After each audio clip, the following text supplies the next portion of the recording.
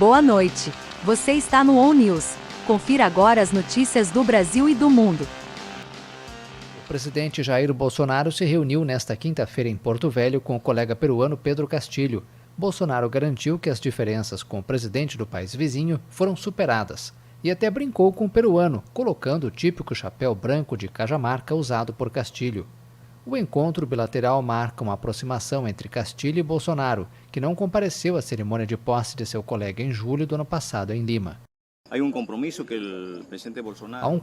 de que o presidente Bolsonaro nos visite em junho. Hoje acertamos alguns compromissos mais próximos. Os dois governos prometeram trabalhar juntos para alcançar maior integração econômica e cooperação em assuntos de saúde e defesa, segundo uma nota conjunta firmada pelos Ministérios de Relações Exteriores de ambos após a reunião. Bolsonaro e Castilho também se comprometeram a iniciar negociações para estabelecer 2 corredores logísticos que ofereçam ao Brasil uma saída para o Oceano Pacífico.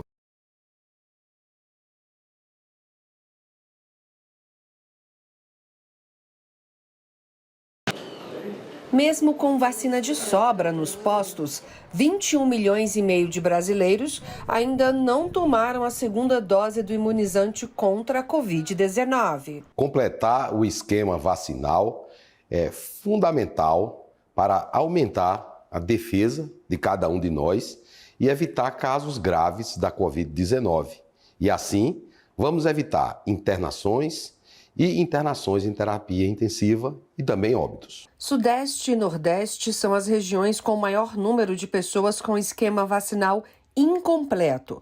São Paulo, Minas Gerais, Paraná e Rio de Janeiro são os estados com maior número de brasileiros em falta com a vacina. À exceção da Janssen, todos os imunizantes aplicados no Brasil precisam de 2 doses. Há ainda a indicação de uma terceira dose ou dose de reforço para todas as vacinas. Essas doses de vacina estão disponíveis para você nas nossas unidades básicas de saúde.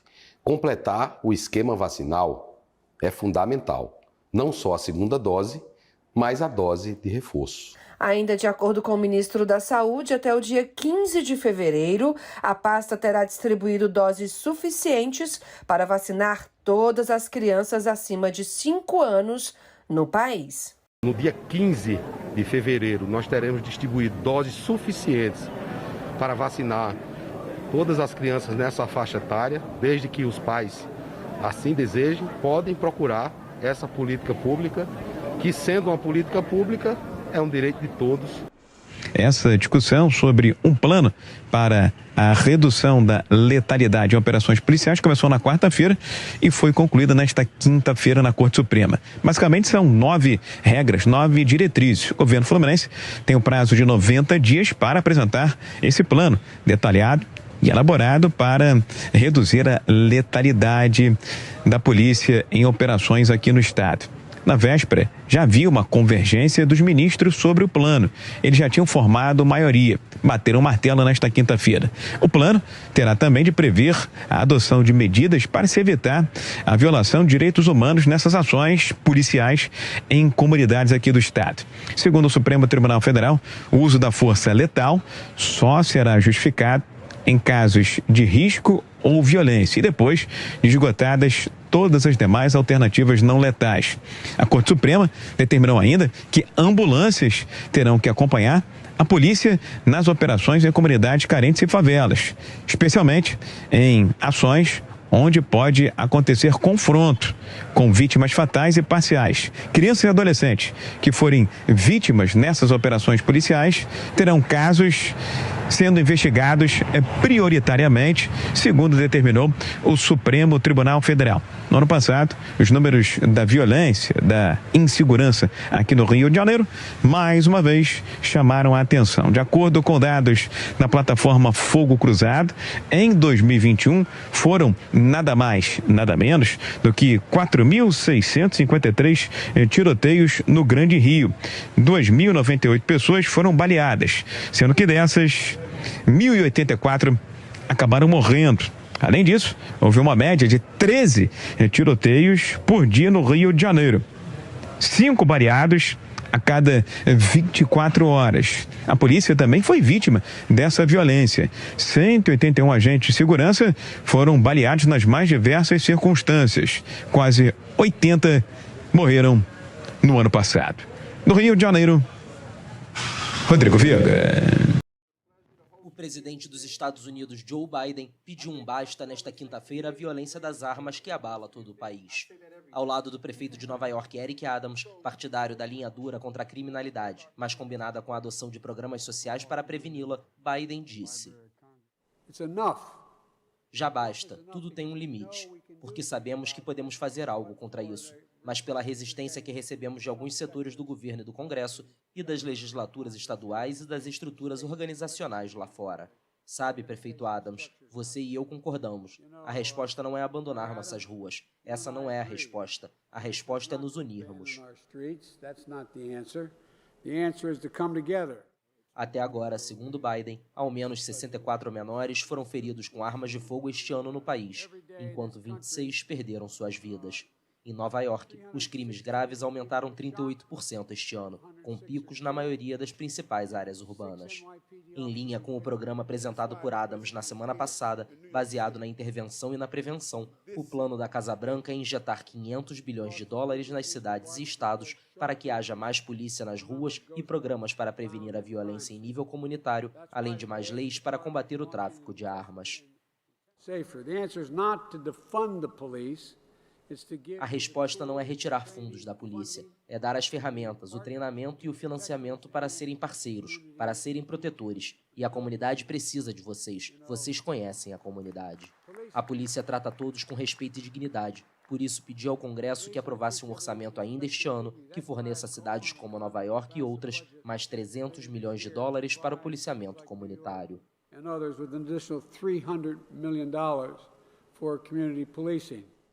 Biden acrescentou que também são necessários mais trabalhadores sociais e mais pessoal da saúde mental nas ruas.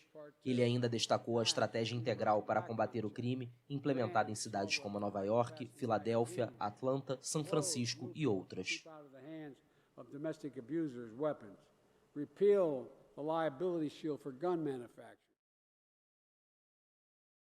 Os Jogos Olímpicos de Inverno estão oficialmente abertos. A China realiza nesta sexta-feira a cerimônia de abertura no famoso estádio Ninho do Pássaro em Pequim.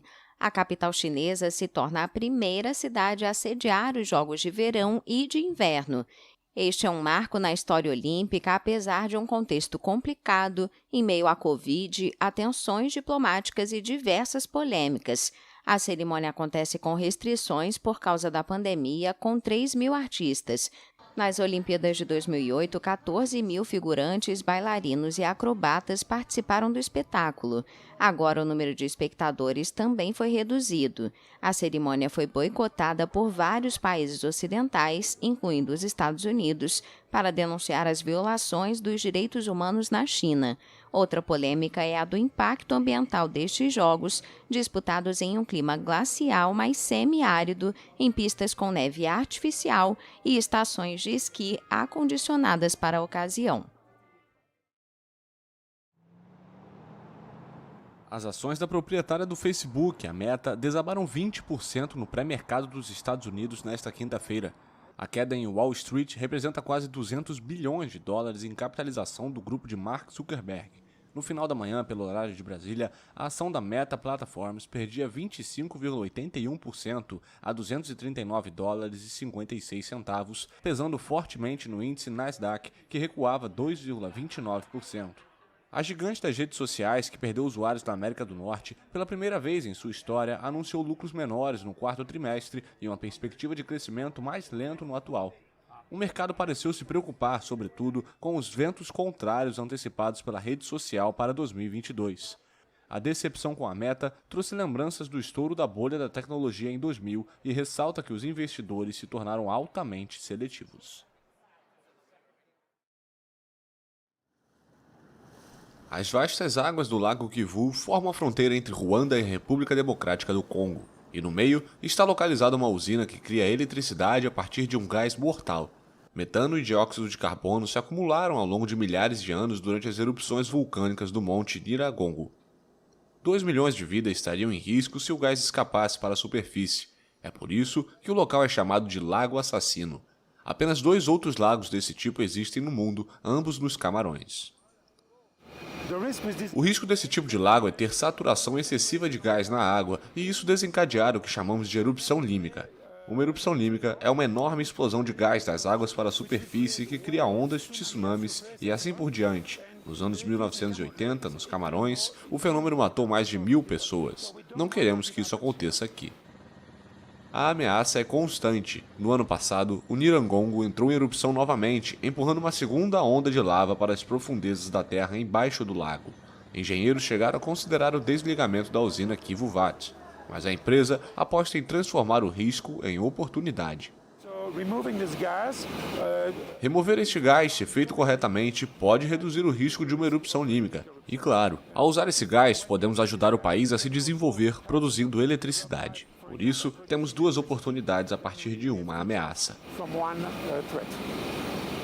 A Kivuvat fornece cerca de 30% da eletricidade anual de Ruanda. Ironicamente, os operadores dizem que é até uma energia verde.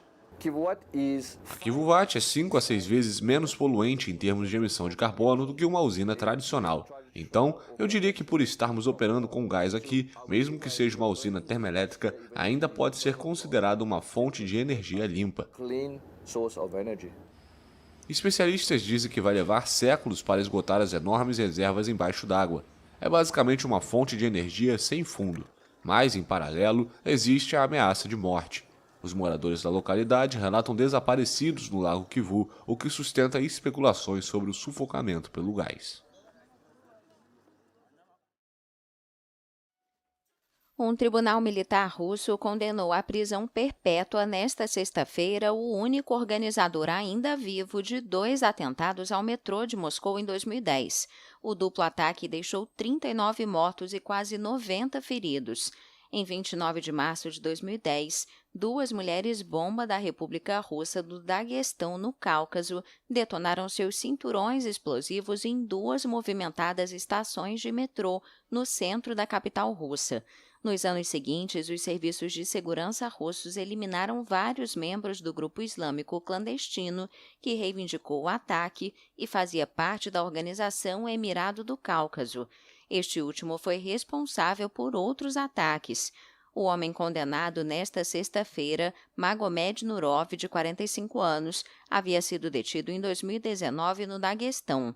Considerado o único sobrevivente do grupo que cometeu os atentados, ele se diz inocente. Segundo os investigadores, Nurov atuou como intermediário, dirigindo para membros do grupo terrorista e ajudando-os a se esconderem da polícia.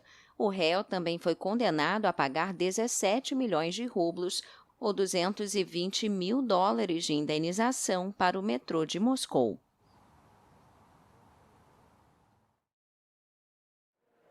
O governo de esquerda espanhol conseguiu nesta quinta-feira uma aprovação muito apertada de reforma trabalhista na Câmara dos Deputados.